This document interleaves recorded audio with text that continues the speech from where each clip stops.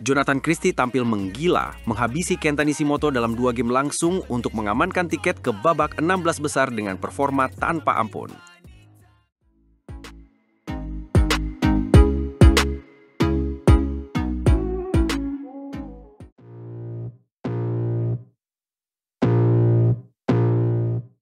Selamat datang kembali di channel kami di mana kita akan mengupas tuntas laga panas yang baru saja berakhir antara jagoan kita, Jonathan Christie melawan wakil Jepang Kenta Nishimoto.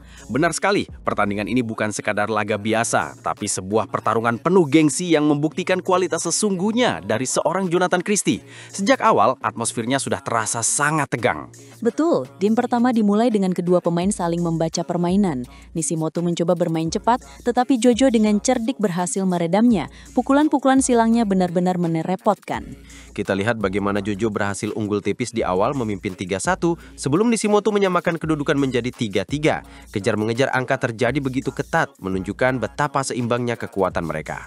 Momen krusial pertama datang saat Jojo berhasil merebut interval dengan keunggulan 11-10. Itu adalah titik balik psikologis yang penting. Setelah itu dia tampak lebih percaya diri. Setuju, selepas interval Jojo langsung tancap gas. Ia tidak memberikan kesempatan bagi Nishimoto untuk mengembangkan permainannya. Poin demi poin diraihnya dengan pukulan-pukulan yang sangat akurat. Nishimoto sempat memberikan perlawanan sengit, bahkan berhasil menyamakan kedudukan di angka 14-14. Penonton sempat dibuat tegang mengira pertandingan akan berjalan lebih lama. Tapi disinilah mental juara Jojo berbicara. Dalam posisi kritis, ia tetap tenang dan fokus. Ia kembali memimpin menjauh hingga 18-15, sebuah jarak yang cukup aman. Dan akhirnya sebuah smash keras yang tak mampu dikembalikan oleh Nishimoto menutup game pertama dengan skor 21-18. Kemenangan di game pertama ini menjadi modal besar. Memasuki game kedua, dominasi Jonathan Christie semakin tak terbendung. Ia seolah menemukan semua jawaban atas strategi yang coba diterapkan oleh Nishimoto. Nishimoto tampak frustrasi. Ia mencoba mengubah pola permainan, namun Jojo selalu selangkah di depan. Keunggulan cepat 6-2 menjadi bukti nyata betapa Jojo mengendalikan jalannya pertandingan. Interval game kedua direbut dengan skor yang lebih meyakinkan, 11-5. Dari sini, kita semua tahu bahwa kemenangan sudah di depan mata. Nishimoto seolah kehilangan semangat juangnya. Jojo terus melaju tanpa ampun. Poin demi poin ia kumpulkan, sementara Nishimoto hanya bisa bertahan. Skor menjauh hingga 16-7, sebuah keunggulan yang sangat signifikan. Nishimoto sempat mencoba bangkit, meraih beberapa poin beruntun untuk menipiskan jarak menjadi 16-11. Ada sedikit harapan bagi para pendukungnya. Namun Jojo dengan cepat mematahkan momentum itu. Sebuah pengembalian yang dinyatakan masuk memberinya poin ke-19 yang krusial, memupus harapan Nishimoto untuk kembali ke permainan. Benar, setelah itu Jojo langsung meraih match point pada kedudukan 22-12. Pertahanan Nishimoto sudah benar-benar ditembus dan ia tidak bisa berbuat banyak.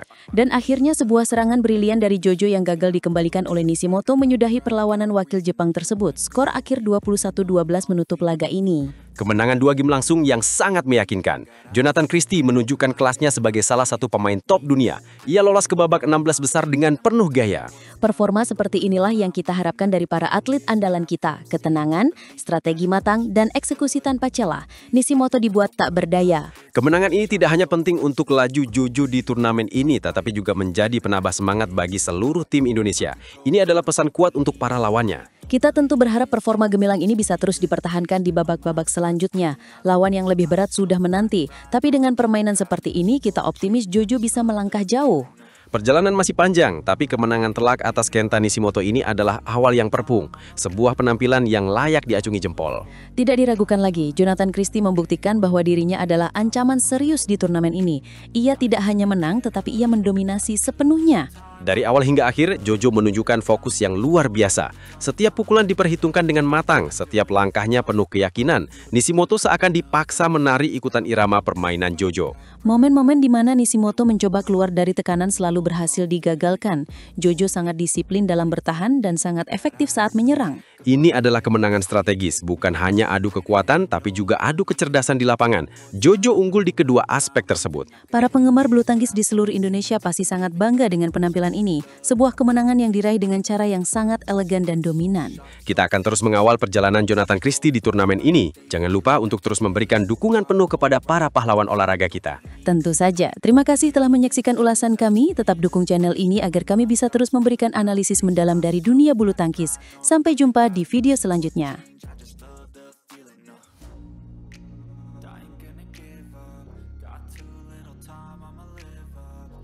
Mental baja tak terbantahkan, Alwi Farhan sukses membungkam arogansi tuan rumah dan membalaskan dendamnya secara tuntas di French Open 2025.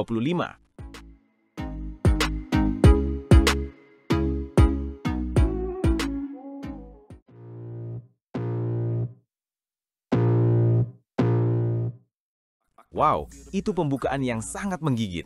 Jadi Alwi Farhan, pahlawan bulu tangkis tunggal putra kita, benar-benar menunjukkan taringnya di French Open 2025. Ceritakan lebih detail. Tentu saja, Alwi berhasil melangkah ke babak 16 besar setelah mengalahkan wakil tuan rumah Alex Lanier. Kemenangan ini bukan sembarang kemenangan speaker 2, ini adalah kemenangan yang sangat meyakinkan dengan skor 21-15 dan 21-16. Laga ini berlangsung di Glass Arena pada hari Selasa, tanggal 21 Oktober 2025. 2 set langsung, itu dominasi yang luar biasa, apalagi di kandang lawan. Tapi mengapa kemenangan ini disebut balas dendam dan mental baja? Ada cerita di baliknya.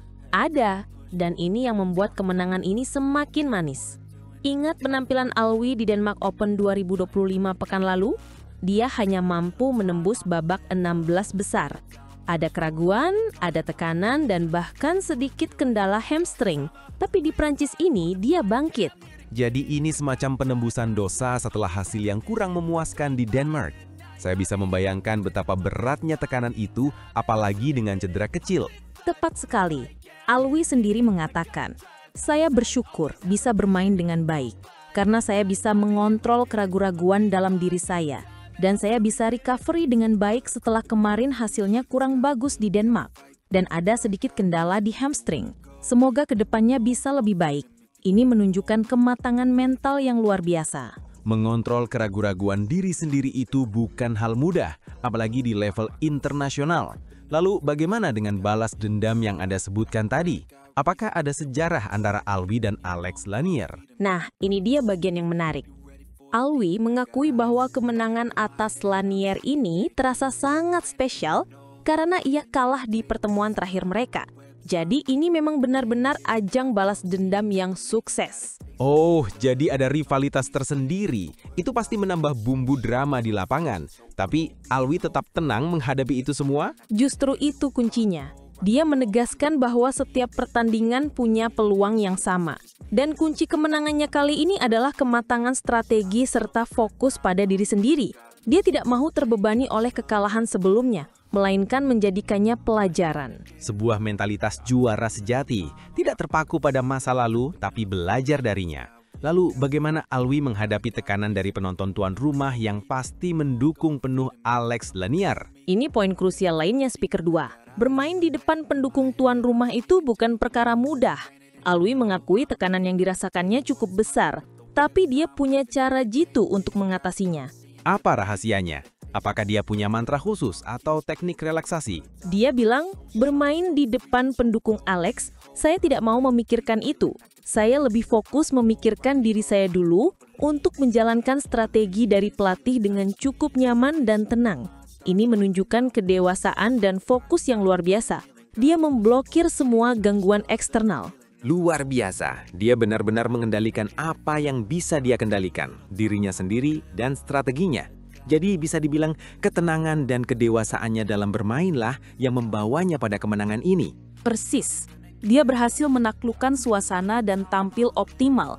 Ini bukan hanya tentang skill, tapi juga tentang manajemen emosi dan mental di bawah tekanan tinggi. Setelah kemenangan yang menguras tenaga dan emosi ini, apa langkah selanjutnya bagi Alwi? Pasti dia butuh istirahat kan? Tentu saja. Alwi kini mengalihkan fokus sepenuhnya pada pemulihan fisik dan mental demi tampil lebih maksimal di babak berikutnya. Dia punya waktu recovery 1 hari. 1 hari recovery itu sangat penting untuk atlet profesional. Apa yang akan dia lakukan selama waktu itu? Dia bilang, saya mau riset dulu dan gunakan sebaik-baiknya untuk saya prepare lagi di babak selanjutnya. Ini menunjukkan betapa seriusnya dia mempersiapkan diri untuk setiap pertandingan. Tidak ada waktu untuk berpuas diri. Jadi kita bisa berharap melihat Alwi Farhan yang lebih segar dan siap tempur di babak 16 besar nanti. Sangat bisa. Dengan mental baja seperti ini dan kemampuan untuk bangkit dari keterpurukan, Alwi Farhan adalah ancaman serius bagi siapapun di French Open 2025 ini. Kita patut bangga dengan perjuangannya. Saya setuju 100%. Kemenangan ini bukan hanya untuk Alwi, tapi juga untuk seluruh penggemar bulu tangkis Indonesia. Semoga dia bisa terus melaju dan membawa pulang gelar juara. Amin. Perjalanan masih panjang, tapi awal yang luar biasa ini memberikan harapan besar. Mentalitas tidak mau memikirkan itu, dan fokus pada strategi adalah pelajaran berharga bagi kita semua. Sebuah inspirasi memang. Dari Alwi Farhan, kita belajar bahwa tekanan bisa diubah menjadi motivasi dan kekalahan bisa menjadi batu loncatan menuju kemenangan yang lebih besar. Dan jangan lupakan, ini semua terjadi di French Open 2025. Sebuah panggung besar yang menuntut performa terbaik dari setiap atlet. Alwi telah membuktikan diri.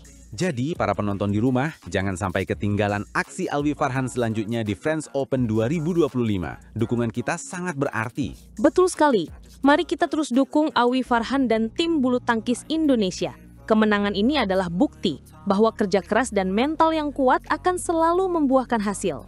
Terima kasih banyak atas informasinya. Ini benar-benar cerita yang menginspirasi dan penuh semangat. Sama-sama, semoga Alwi bisa terus memberikan kejutan di turnamen ini.